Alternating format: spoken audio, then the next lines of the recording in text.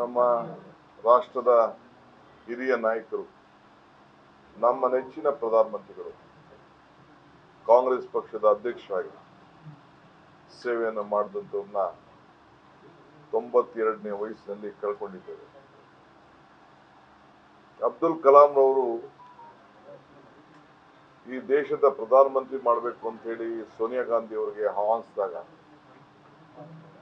ನನಗೆ ಅಧಿಕಾರ ಮುಖ್ಯ ಅಲ್ಲ, ಈ ದೇಶದ ಭವಿಷ್ಯಕ್ಕೋಸ್ಕರ ಒಬ್ಬ ಆರ್ಥಿಕ ತಜ್ಞ ಬೇಕು ಅಂತ ಹೇಳಿ ಮನಮೋಹನ್ ಸಿಂಗ್ ಅವ್ರನ್ನ ನೇಮಕ ಮಾಡಿ ಒಂದು ಪ್ರಧಾನಮಂತ್ರಿ ಸ್ಥಾನವನ್ನ ತ್ಯಾಗ ಮಾಡಿದಂತ ಇತಿಹಾಸ ಪ್ರಜಾಪ್ರಭುತ್ವದ ವ್ಯವಸ್ಥೆನೇ ಅತಿ ದೊಡ್ಡ ಒಂದು ಇತಿಹಾಸವನ್ನ ಸೃಷ್ಟಿ ಮಾಡಿದ್ದನ್ನ ನಾವೆಲ್ಲ ಇಲ್ಲಿ ಸ್ಮರಿಸಬಹುದು.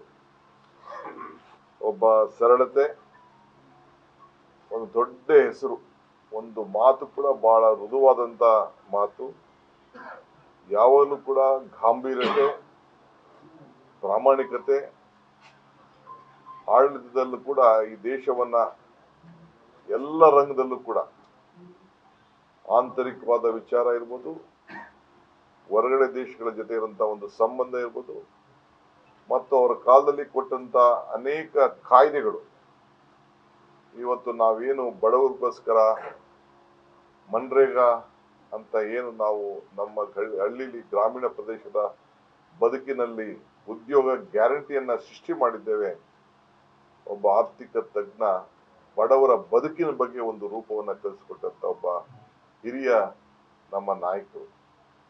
ಜೊತೆಗೆ right to education, right to information, ಯಾರು ಇದಕ್ಕಿನ್ನ ಇನ್ಯಾರು ಈ ದೇಶಕ್ಕೆ ಇಂಥ ಕಾಯ್ದೆಗಳನ್ನ ಕೊಟ್ಟು, ಆಹಾರ ಬದ್ಧತೆ ಕಾಯ್ದೆ, ಇದನ್ನೆಲ್ಲ ಕೂಡ ಅವರ ವಿಚಾರ ನಾವೇನಾದ್ರು ಮಾತಾಡ್ಕೊಂಡು ಹೋದ್ರೆ ಎಷ್ಟು ಗಂಟೆಗಳು ಬೇಕಾದ್ರೂ ಚರ್ಚೆ ಮಾಡಲಿಕ್ಕೆ ಅವಕಾಶ ಇದೆ.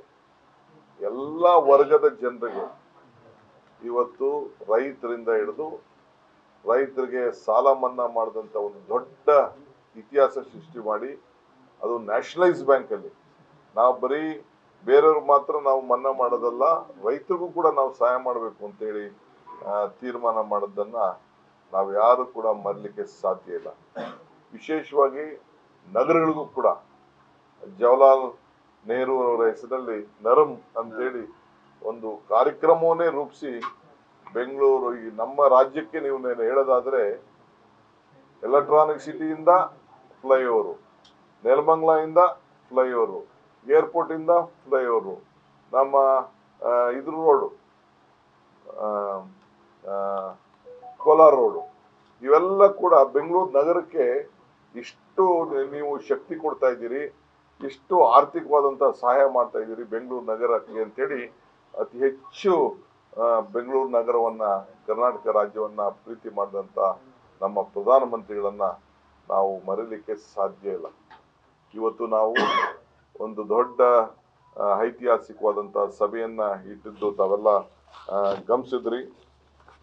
ಒಬ್ಬ ಎಕನಾಮಿಕ್ ಲಿಬರಲೈಸೇಷನ್, ಇನ್ಫ್ರಾಸ್ಟ್ರಕ್ಚರ್ ಪ್ರಾಜೆಕ್ಟ್ಸ್, ಏನೆಲ್ಲ ಈ ಗಂಟೆಗಟ್ಟಲೆ ಮಾತಾಡ್ಬೋದು, ನಾವು ಅದನ್ನ ಬೇರೆ ಸಂದರ್ಭದಲ್ಲಿ ನಾವು ಮಾತಾಡ್ತೇವೆ. ಇವತ್ತು ನಾವು Congress extended work committee, Mahatma ಗಾಂಧೀಜಿಯವರು ಕಾಂಗ್ರೆಸ್ನ ನಾಯಕತ್ವ ವಹಿಸಿದ ಬಗ್ಗೆ ನಾವೆಲ್ಲ ಸ್ಮರಿಸಿಕೊಂಡು ಮಲ್ಲಿಕಾರ್ಜುನ್ ಖರ್ಗೆ ಅವರ ಅಧ್ಯಕ್ಷತೆಯಲ್ಲಿ ಇವತ್ತು ನಾವೆಲ್ಲ ಸಭೆ ಮಾಡಿದ್ದೋ. ಆ ಸಭೆಯ ನಿರ್ಣಯನ ಈಗಾಗಲೇ ನಾವು ನಿಮಗೆಲ್ಲ ನಾವು ತಿಳಿಸಿದ್ದೇವೆ. ಆದರೆ ಇಂಥ ಒಂದು ತೊಂದರೆ ಆದ ದೃಷ್ಟಿಯಿಂದ ನಾಳೆ ಏನು ನಾವು ಇಟ್ಕೊಂಡಿದ್ದಂಥ ಜೈ ಬಾಪು, ಜೈ ಭೀಮ್, ಜೈ ಸಂವಿಧಾನದ ಏನು ಬೃಹತ್ ಸಮಾವೇಶ ಏನು ನಾವು ಇಟ್ಕೊಂಡಿದ್ದೇವೆ ಅದನ್ನು ನಾವು ಸದ್ಯಕ್ಕೆ ರದ್ದು ಮಾಡಿದ್ದೇವೆ. ಮುಂದಕ್ಕೆ ಯಾವ ರೀತಿ ಕಾರ್ಯಕ್ರಮ, ಯಾವ ರೀತಿ ಅದನ್ನು ರೂಪಿಸ್ತೇವೆ ಅಂತೇಳಿ ನಾನು ನಮ್ಮ ವರಿಷ್ಠರ ಹತ್ರ ಚರ್ಚೆ ಮಾಡಿ ತಮಗೆಲ್ಲ ನಾನು ತಿಳಿಸ್ತೇನೆ. ಈಗ ನಾನು ಎಲ್ಲ ನಮ್ಮ ನಾಯಕರುಗಳಿಗೆ, ರಾಜ್ಯದ ವಿವಿಧ ಮೂಲೆಯಿಂದ ಬರುವಂಥ ನಾಯಕರುಗಳಿಗೆ ನಾನು, ಯಾಕೆಂದ್ರೆ ಅವರೆಲ್ಲ ವಾಹನಗಳಲ್ಲಿ ಹೊರಟಿರ್ತಾರೆ, ಅನೇಕ ಸಿದ್ಧತೆಗಳನ್ನು ಮಾಡ್ಕೊಂಡಿರ್ತಾರೆ, ಎಲ್ಲರಿಗೂ ಕೂಡ ನಾನು ಮನವಿ ಮಾಡ್ಕೊಳ್ತಾ ಇದ್ದೇನೆ, ಈ ಕಾರ್ಯಕ್ರಮ ರದ್ದಾಗಿದೆ. ಆದರೆ 10:30 ಗಂಟೆ 11 ಗಂಟೆ 10:30 ಗಂಟೆ ಸಂದರ್ಭದಲ್ಲಿ ನಾವು ಅದೇ ಒಂದು ಏನು ವೇದಿಕೆ ನಿರ್ಮಾಣ ಮಾಡಿದ್ದೇವೆ ಆ ಜಾಗದಲ್ಲೇ ಅವ್ರಿಗೆ ಗೌರವವನ್ನು ಸಲ್ಲಿಸುವಂಥ ಕಾರ್ಯಕ್ರಮವನ್ನು, ಯಾಕೆಂದರೆ ಯಾರ್ಯಾರು ಇದ್ದೀರಿ ಅವರೆಲ್ಲರೂ ಕೂಡ ಪಾಲ್ಗೊಳ್ಬೇಕು ಅಂತೇಳಿ. ಯಾಕೆಂದರೆ ಭಾಳ ಜನ ಹೊರಗಡೆಯಿಂದ ಬಂದುಬಿಟ್ಟಿದ್ದಾರೆ, ಅವರೆಲ್ಲರೂ ಕೂಡ ಗೌರವವನ್ನು ಸಲ್ಲಿಸುವಂಥ ಒಂದು ಅವಕಾಶವನ್ನು ಮಾಡಿಕೊಡ್ಬೇಕಾದ್ದು ನಮ್ಮ ಕರ್ತವ್ಯ. ಸೊ ಅದೇ ವೇದಿಕೆಯಲ್ಲಿ 10:15 ಗಂಟೆಗೆ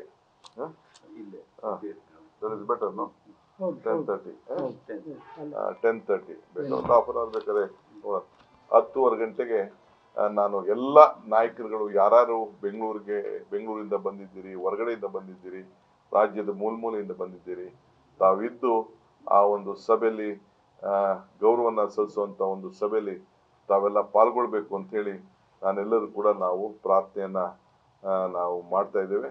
ಮತ್ತು ನಮ್ಮ ಪ್ರೋಟೋಕಾಲು, ನಮ್ಮ ಟೀಮ್ ಏನಿದೆ KPCC ಅವರು, ನಾವು ಹೊರಗಡೆಯಿಂದ ಸುಮಾರು ಈಗಾಗಲೇ 140 ಜನ MP ಗಳು ಬಂದಿದ್ದಾರೆ, ಲೀಡರ್ಸ್ ಬಂದಿದ್ದಾರೆ. ಎಲ್ಲರೂ ಕೂಡ ಅವ್ರು ಹೋಗೋವರೆಗೂ ಕೂಡ ನೀವು ಅವರ ಏನು ಪ್ರೋಟೋಕಾಲ್ ಮೇಂಟೈನ್ ಮಾಡಬೇಕಾಗಿದೆ. ಅವರ ಗೌರವದಿಂದ ಕಳಿಸೋರು ಕೂಡ ಅವ್ರನ್ನ ನೀವು ಎಲ್ಲ ನೋಡ್ಕೊಳ್ಬೇಕಾಗ್ತದೆ. ಸೊ ಅದರಿಂದ ನೀವು ಯಾರು ಕೂಡ ಮಧ್ಯ ಅವ್ರನ್ನ ಬಿಟ್ಟು ಹೋಗಬಾರ್ದು, ಅದನ್ನ ಮುಂದುವರಿಸಬೇಕು. ಕೊನೆ ಫ್ಲೈಟ್ ಅವ್ರಿಗೆ ಹಚ್ಚೋವರೆಗೂ, ಅವ್ರ ಊರಿಗೆ ತಲುಪೋವರೆಗೂ ಕೂಡ ನೀವು ಅವ್ರನ್ನ ಮೊದಲಿಂದ ಏನು ನಿಮಗೆ ಜವಾಬ್ದಾರಿ ವಹಿಸಿದ್ದೋ ಆ ಕೆಲಸನ ಮುಂದುವರಿಸಬೇಕು.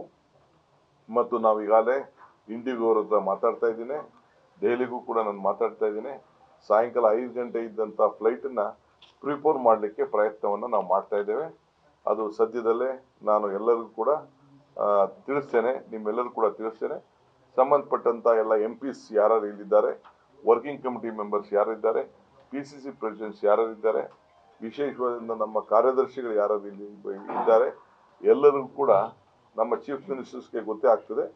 ಬಟ್ ಬೇರೆಯವರು ಕೂಡ ಎಲ್ಲರಿಗೂ ಕೂಡ ನೀವು ತಿಳಿಸ್ಬೇಕಾಗ್ತದೆ. ನಾನು ಕೂಡ ಎಷ್ಟೊತ್ತಿಗೆ ಫ್ಲೈಟ್ ಬರ್ತದೆ, ಏನು ಎತ್ತ ವ್ಯವಸ್ಥೆ ಏನು ನಾವು ಮಾಡಿದ್ದೀವಿ ಅಂತ ತಿಳಿಸ್ತಾ ಇದ್ದೀನಿ. ತಾವೆಲ್ಲ ನಮ್ಮ ಕಾರ್ಯಕರ್ತರಿಗೆ ನಾನು ಮನವಿ ಮಾಡ್ಕೊಳ್ತೇನೆ, ನಮ್ಮ ಲೀಡರ್ಸ್ ಮನವಿ ಮಾಡ್ಕೊಳ್ತೇನೆ, KPCC ಆಫೀಸರ್ಸ್ ಮನವಿ ಮಾಡ್ಕೊಳ್ತೇನೆ, ನಮ್ಮ ಶಾಸಕರುಗಳಿಗೆ, ಮಂತ್ರಿಗಳಿಗೂ ನಾನು ಮನವಿ ಮಾಡ್ಕೊಳ್ತೇನೆ. ಅವ್ರನ್ನ ಯಾವ ರೀತಿ ನಾವು ಗೌರವದಿಂದ ಕರ್ಕೊಂಡು ಬಂದೋ ಅದೇ ರೀತಿ ವಾಪಸ್ಸು ಅವ್ರನ್ನ ದೆಹಲಿಗೆ ಹೋಗ್ತಾರೋ, ಅವ್ರ ಊರಿಗೆ ಹೋಗ್ತಾರೋ, ಎಲ್ಲರೂ ಕೂಡ MPs ಎಲ್ಲ ಬಹುಶಃ ದೆಹಲಿಗೆ ಹೋಗ್ಬೇಕಾದಂಥ ವ್ಯವಸ್ಥೆ ಮಾಡಬೇಕಾಗ್ತದೆ. ಅದಕ್ಕೆ ನಾನು ಸಿದ್ಧತೆಯನ್ನು ನಾನು ಮಾಡ್ಕೊಳ್ತೇನೆ. ದಯವಿಟ್ಟು ತಾವೆಲ್ಲ ಸಹಕಾರ ಕೊಡಬೇಕು ಅಂತೇಳಿ ತಮ್ಮಲ್ಲಿ ನಾನು ಪ್ರಾರ್ಥನೆಯನ್ನು ನಾನು ಮಾಡ್ತೇನೆ. ನ್ಯೂಸ್ ಫಸ್ಟ್, ನಿರ್ಭೀತಿಯಿಂದ ನಿಮ್ಮ ಪರವಾಗಿ.